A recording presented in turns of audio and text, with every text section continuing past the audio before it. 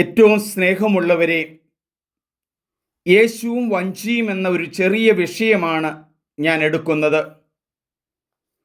വഞ്ചിയോട് ഏറ്റവും ചേർന്ന് കിടന്ന, തലയണ വെച്ച് കിടന്ന യേശുവിനെ ഓർത്തുകൊണ്ട് ഒരു കടൽ തീരത്ത് ഞാൻ ഇരുന്നു. ആ അവസരത്തിൽ ഞാൻ എഴുതിയ ഒരു ചെറിയ ഗാനമാണ്.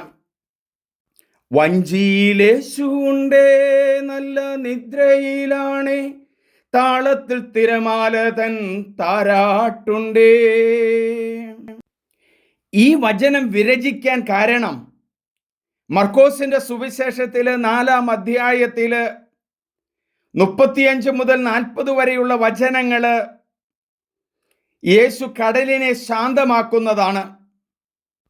വൈകുന്നേരമായപ്പോൾ സൂര്യൻ ചാഞ്ഞ് ഇറങ്ങി അതിൻ്റെ ചെങ്കതിരുകൾ കടലിലേക്ക് വീശി തുടങ്ങി. തദവസരത്തിൽ യേശു പറയുകയാണ്, നമുക്ക് അക്കരയ്ക്ക് പോകാം. യേശു പോകാത്ത ഒരു സ്ഥലത്തേക്കാണ് പോകുന്നത്. അക്കരെ എന്താണെന്ന് വ്യക്തമല്ല.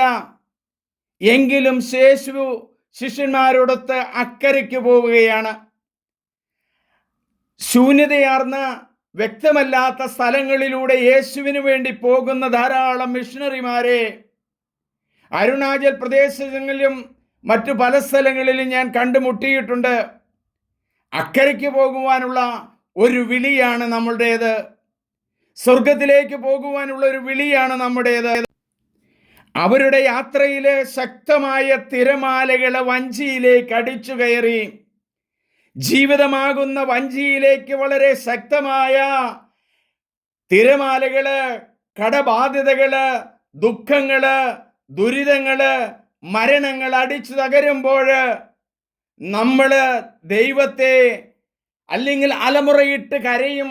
ഈ കരയുന്ന അവസരത്തിൽ ചില വ്യക്തികൾ വിളിക്കും, യേശുവേ ഞങ്ങൾ നശിക്കാൻ പോകുന്നു. ഈ അവസരത്തില് യേശു ആ വിളി കേൾക്കുകയാണ്. യേശു നിങ്ങളെ രക്ഷിക്കാൻ വചനത്തിലുണ്ട്, കുർബാനയിലുണ്ട്, കൗൺസിലിങ്ങിലുണ്ട്. അതാണ് ക്രൈസ്തവ ജീവിതത്തില് നമുക്ക് കാണിച്ചു തരുന്ന നേതാക്കന്മാരും യേശുവും നമ്മുടെ ജീവിതത്തിലേക്ക് കടന്നു വരുന്നു. രക്ഷിക്കാനാകാത്ത വിധം അവിടുത്തെ കരങ്ങൾ കുറുകിയിട്ടില്ല. തലയിണ വെച്ചുറങ്ങുന്ന യേശുവിനെ വിളിച്ചുണർത്തുക എന്നുള്ള വലിയൊരു ദൗത്യമാണ് ഓരോ വ്യക്തികൾക്കും. നിങ്ങളുടെ പ്രയാസങ്ങളിൽ യേശുവേ യേശുവേ യേശുവേ ഞങ്ങൾ നശിക്കാൻ പോകുന്നു എന്ന് പറയുകയാണ്. തദവസരത്തില് യേശു, തലയിണ വെച്ചുറങ്ങുന്ന യേശു എഴുന്നേറ്റ് ആദ്യം ചെയ്യുന്നത് കടലിനെ ശാന്തമാക്കി. ശാന്തമാകൂ, ശാന്തമാകൂ. പ്രകൃതിയുടെ മേൽ പോലും യേശുവിന്റെ സ്വാധീനം ശിഷ്യന്മാർക്ക് വെളിപ്പെടുകയാണ്. പ്രകൃതി ദുരന്തങ്ങളെ, രോഗങ്ങളെ കർത്താവ് ശാന്തമാക്കുന്നു. വഞ്ചിയിൽ യേശുവുണ്ട്. പത്രോസ് കടലിൽ താണുകൊണ്ടിരിക്കുമ്പോൾ അവൻ വിളിച്ചു, യേശുവേ രക്ഷിക്കണേ, യേശുവേ രക്ഷിക്കണേ. ഇങ്ങനെ വിളിക്കുന്നുവെങ്കിൽ നിങ്ങളുടെ ജീവിതത്തിലേക്ക്, കടബാധ്യതയിലേക്ക് യേശു കടന്നു വരും. യേശു വചനത്തിലുണ്ട്, പരിശുദ്ധ കുർബാനയിലുണ്ട്, ഈ കേൾക്കുന്ന വചനത്തിലുണ്ട്. നമുക്ക് വിളിക്കാം, യേശുവേ.